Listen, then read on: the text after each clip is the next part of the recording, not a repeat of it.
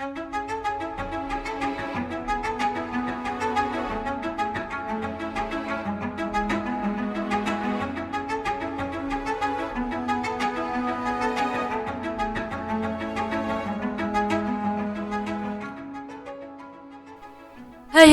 sahabat 10 Amazing. Ketemu lagi nih di program acara yang paling kalian tunggu-tunggu. Tentunya hanya di 10 Amazing yang menyajikan informasi menarik untuk kalian. Penjajahan di Indonesia adalah zaman di mana berkembang paham mengenai penguasaan suatu negara atas dasar atau bangsa lain, dengan maksud untuk memperluas negara tersebut. Yuk mengetahui 10 sejarah kelam masa penjajahan di Indonesia. Langsung saja simak informasinya. Check it out.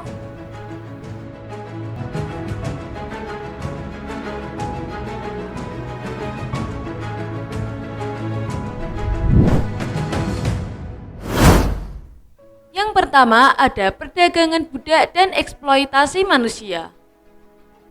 Pada rentang tahun 1890 sampai 1939, tercatat lebih dari 32.956 tenaga kerja asal Pulau Jawa dikirim ke Suriname. Di saat bersamaan, di Pulau Jawa sedang terjadi krisis ekonomi pada tahun 1949. Penyebab imigrasi penduduk Jawa ke Suriname adalah kemiskinan yang diderita oleh penduduk pada beberapa tempat di Jawa. Pada tanggal 21 Mei 1890, pengiriman gelombang pertama oleh kapal SS Koningin Emma dan tiba pada tanggal 9 Agustus 1890. Pada tanggal 16 Agustus 1894 misalnya, terdapat 582 orang yang tiba di Suriname dengan kapal SS Forwards. Namun waktu itu kapal melebihi kapasitas. Akibatnya ada 64 orang yang dirawat di rumah sakit. Saat orang-orang Jawa mendiami kawasan tersebut, mereka dipekerjakan di perkebunan tebu, coklat, kopi, dan industri pabrik bauksit. Pada tahun 1950, Suriname resmi menjadi daerah otonom di bawah kerajaan Belanda, sehingga secara otomatis warga negaranya adalah Belanda. Kebijakan ini ditentang oleh 75% orang Indonesia di sana.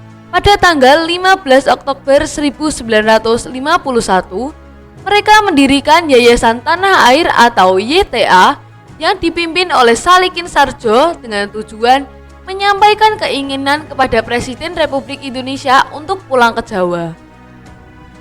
Berikut usaha yang gigih itu. Pada tanggal 4 Januari 1954, rombongan pertama pulang ke Indonesia dengan menumpang kapal barang MS Langkoas.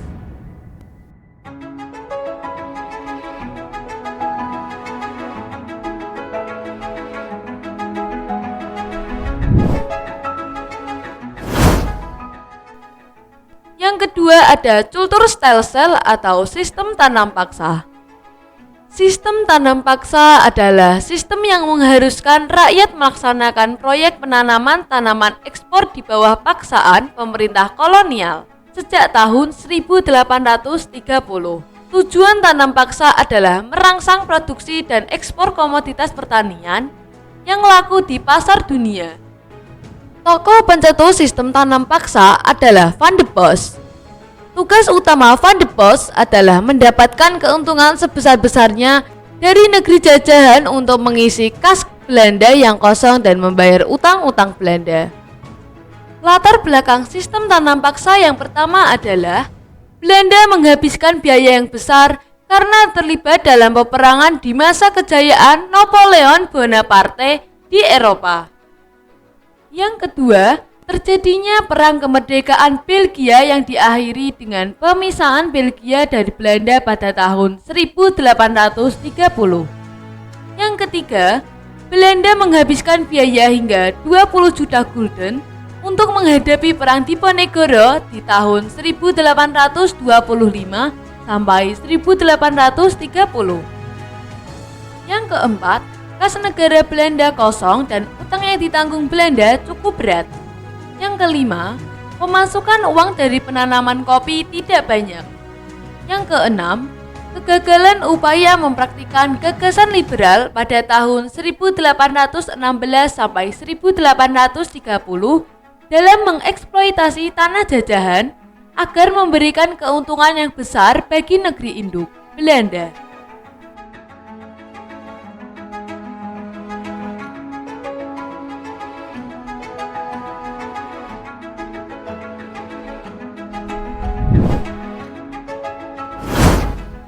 Yang ketiga ada Perang Aceh pada tahun 1873 sampai 1904. Pada tahun 1873, Belanda mulai melakukan aksi militernya dengan menyerang dan menduduki Istana Sultan serta membakar Masjid Raya Aceh Baitur Rahim. Tindakan ini menimbulkan kemarahan rakyat dan para ulama Aceh. Rakyat Aceh mengadakan perlawanan yang menentang Jenderal Kohler. Perlawanan rakyat Aceh disemangati oleh perang agama dalam mengusir orang Belanda yang dianggap kafir. Sehingga perang tersebut dikenal sebagai perang jihad. Sistem gerilya digunakan rakyat Aceh dalam menghadapi Belanda. Sementara itu, Belanda menggunakan siasat konsentrasi Stelsel. Siasat yang dikemukakan Dr. Snoghur Groje didukung oleh Van Heots. Ia menyatakan bahwa penyelesaian perang Aceh dilakukan melalui operasi militer. Untuk itu, Jenderal Van Heots membentuk pasukan gerak cepat yang diberi nama pasukan Marchos.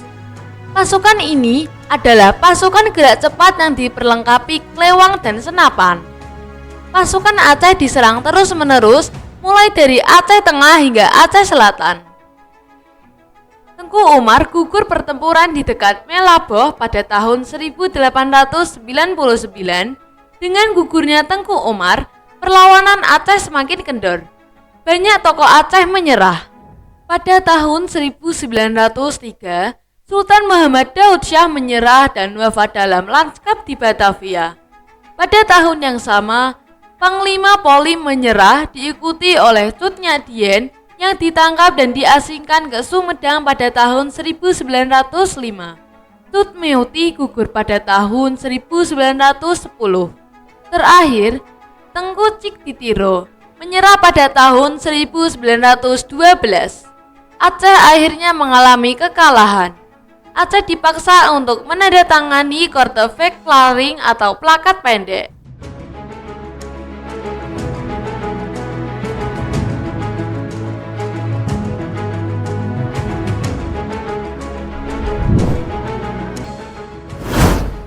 Yang keempat ada Perang Diponegoro yang terjadi pada tahun 1825 sampai 1830.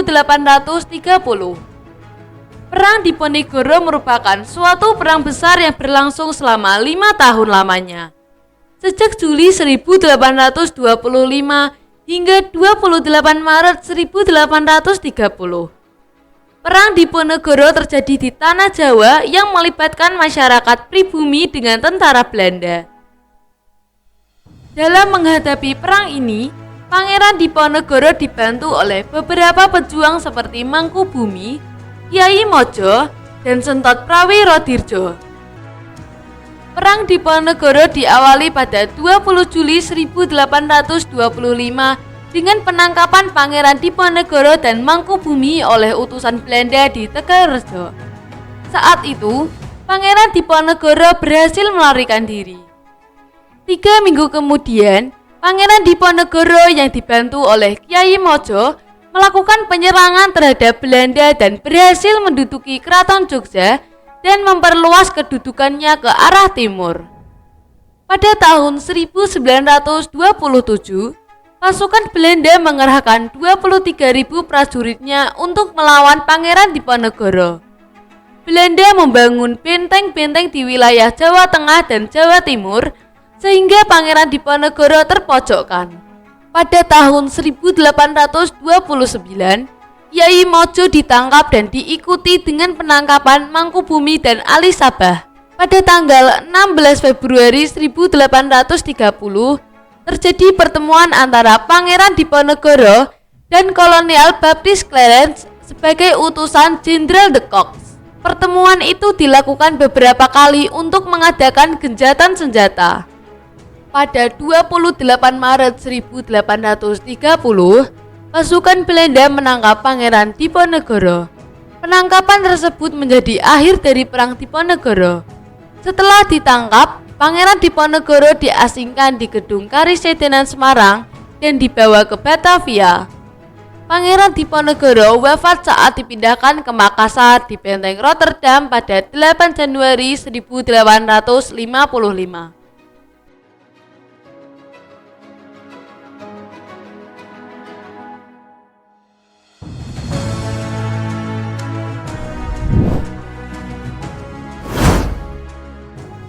Yang kelima, tragedi di kota Batavia.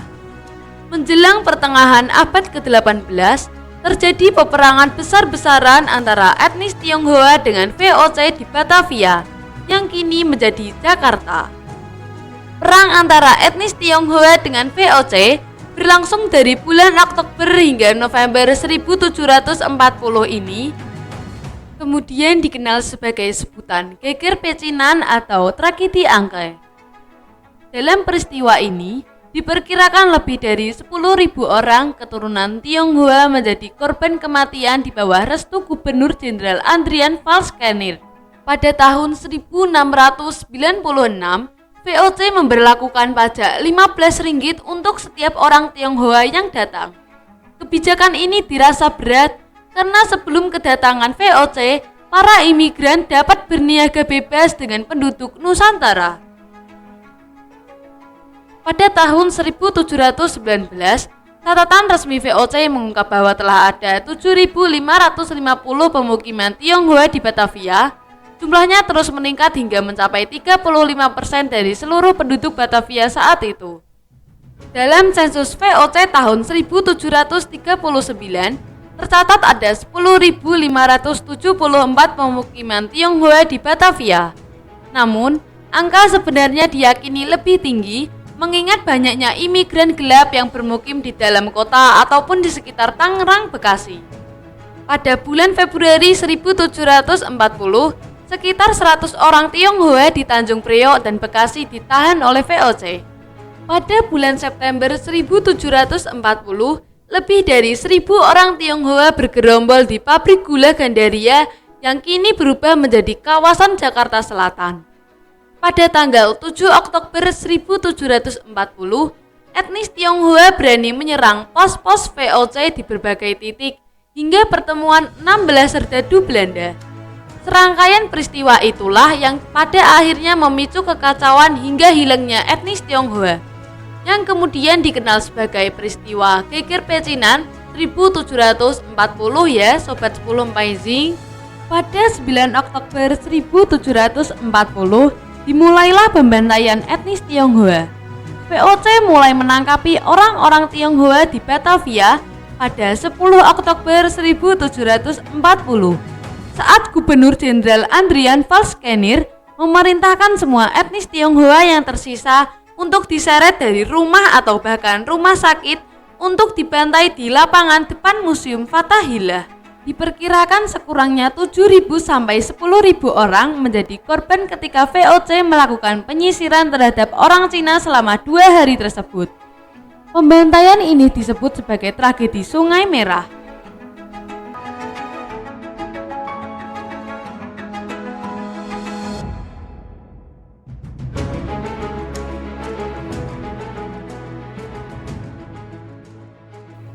Jangan kemana-mana ya Sobat 10 Amazing, karena habis ini kita akan bertemu lagi dengan kelanjutan dari 10 sejarah kelam masa penjajahan di Indonesia.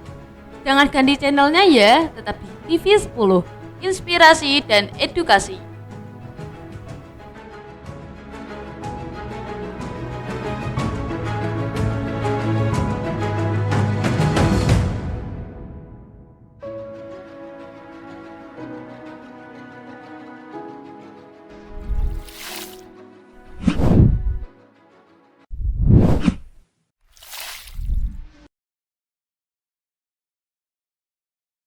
Halo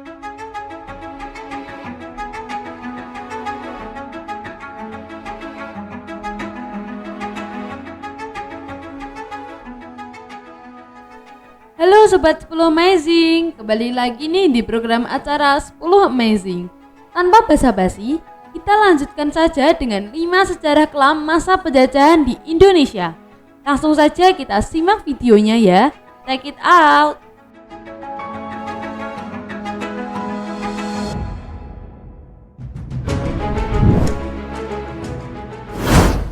Yang keenam ada kekejaman Jepang selama pendudukan pada tahun 1942 sampai 1945. Pada 8 sampai 9 Maret 1942, Gubernur Jenderal Hindia Belanda Gerda van Starkenborg, Panglima Perang Jenderal Ter Poorten, dan Panglima Perang Jepang Jenderal Imamura bertemu di Kalijati, Subang untuk menandatangani kapitulasi Belanda kepada Jepang. Pada 3 Oktober 1943, berdasarkan Osamu Seirei nomor 44 tahun 1943, pemerintahan Jepang membentuk peta yang terdiri dari orang-orang Indonesia. Peta dibentuk untuk menghadapi sekutu di medan tempur selama Perang Dunia II berlangsung. Pada 1 Maret 1944, Jepang membentuk Jawa Hokokai dengan pemimpin tertinggi Gun Sekan dengan penasehat utama yaitu Soekarno.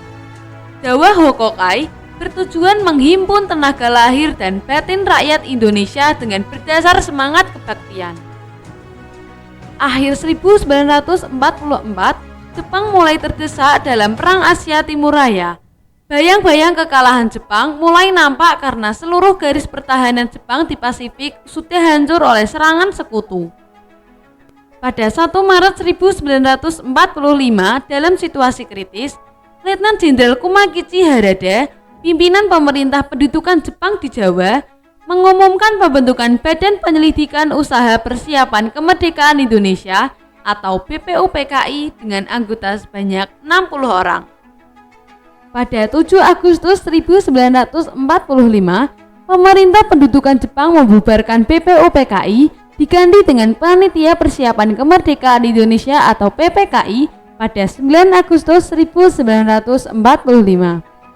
Soekarno, Muhammad Hatta, dan Dr. Rajiman Widyodiningrat berangkat menuju Dalat, Vietnam, memenuhi panggilan Marsekal Terauchi.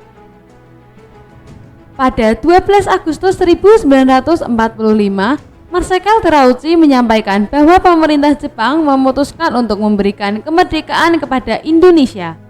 Pelaksanaannya dapat dilakukan setelah PPKI menyelesaikan persiapannya. Pada 6 dan 9 Agustus 1945 Jepang, Amerika Serikat menjatuhkan bom atom di kota Hiroshima dan Nagasaki. Dari ketinggian hampir 10.000 meter, pengeboman tersebut melumpuhkan kondisi politik dan ekonomi Jepang. Pada 14 Agustus 1945, Jepang menyerah tanpa syarat kepada sekutu. Pada 15 Agustus 1945, Kaisar Hirohito menyampaikan pidato di radio NHK yang dikenal sebagai siaran suara Kaisar.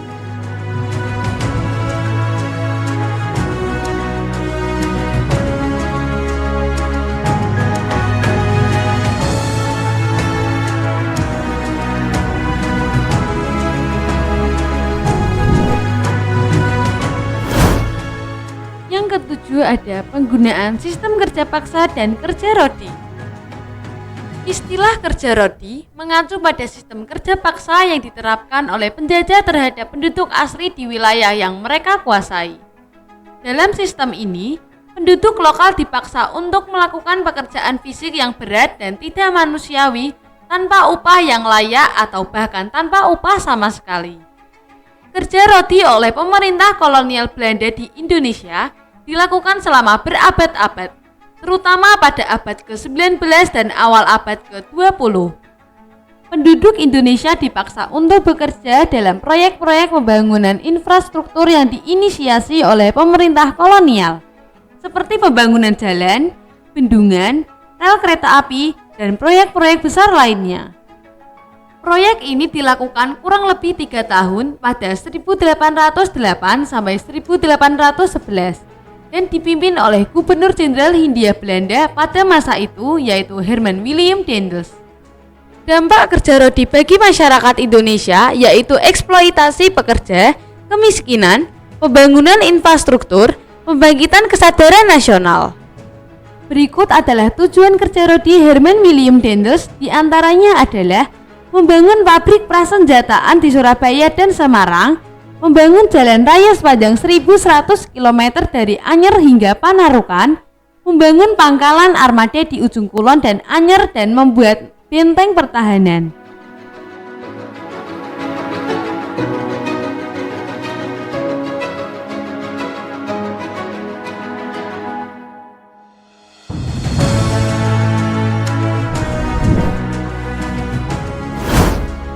Yang kedelapan, ada kebijakan kolonial yang menghancurkan ekonomi lokal.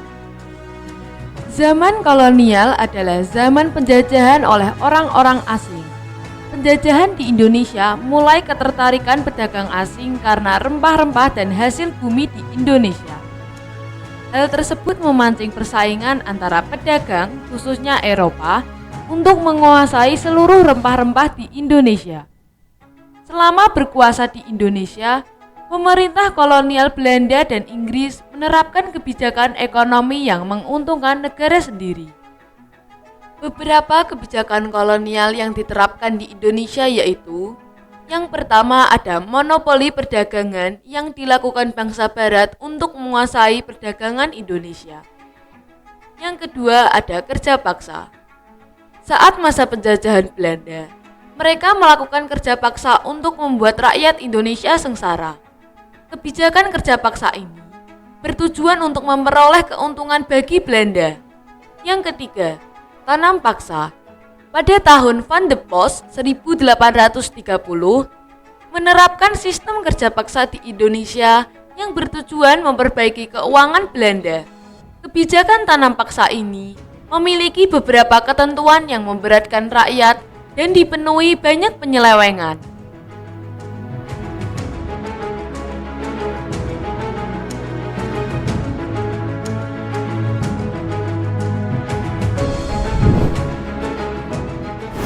Yang kesembilan, ada penindasan terhadap gerakan nasionalis dan aktivis. Pada periode awal abad ke-20, Indonesia masih berada di bawah pemerintah kolonial Belanda yang menguasai beberapa wilayah di Nusantara. Organisasi pergerakan yang dibentuk pada masa tersebut bertujuan untuk melawan penjajahan dan memperjuangkan kemerdekaan Indonesia. Berikut adalah beberapa organisasi pergerakan yang memainkan peran penting dalam sejarah kemerdekaan Indonesia. Yang pertama, Budi Utomo. Berdirinya Budi Utomo tidak bisa lepas dari peranan Dr. Wahidin Sudirohusodo.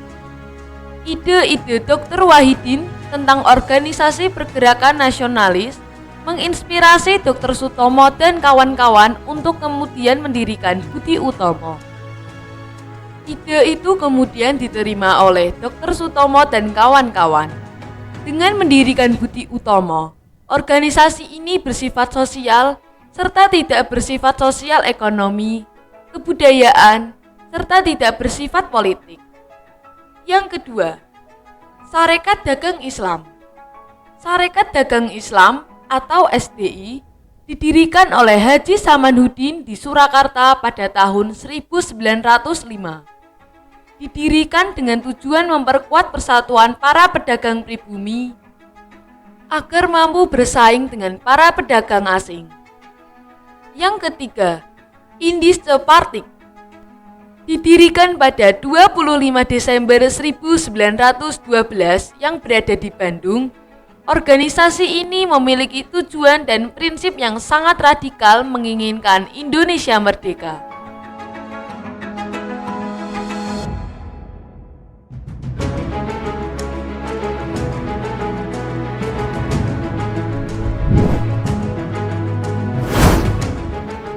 Yang terakhir, ada kebijakan pendidikan kolonial yang mendiskriminasi.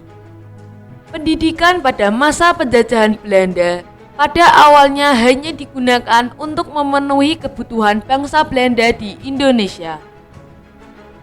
Pada perkembangan selanjutnya, pendidikan digunakan sebagai alat penjajah untuk mencetak tenaga kerja murah atau pegawai rendahan yang sangat diperlukan untuk perusahaan-perusahaan Belanda. Sistem pendidikan zaman kolonial Belanda merupakan sistem yang rumit karena penjenisannya cukup banyak sebagai realisasi dari diskriminasi. Sistem pendidikannya, tujuan dan kebijakan politik pendidikan yang dibuat dan diterapkan oleh Belanda semata-mata hanya untuk kepentingan pemerintah kolonial Belanda. Pendidikan kolonial tidak hanya berdampak negatif bagi masyarakat Indonesia, tetapi juga memberikan dampak positif. Karena setelah penjajahan Belanda di Indonesia berakhir dan Indonesia mencapai kemerdekaan, sebagian penduduk di Indonesia, khususnya di Pulau Jawa, sudah tidak menderita tunaaksara atau buta huruf lagi. Pendidikan kolonial juga melahirkan tokoh-tokoh pergerakan nasional dan tokoh-tokoh pendidikan yang berjiwa nasionalis dan patriotis untuk memperjuangkan nasib bangsa Indonesia.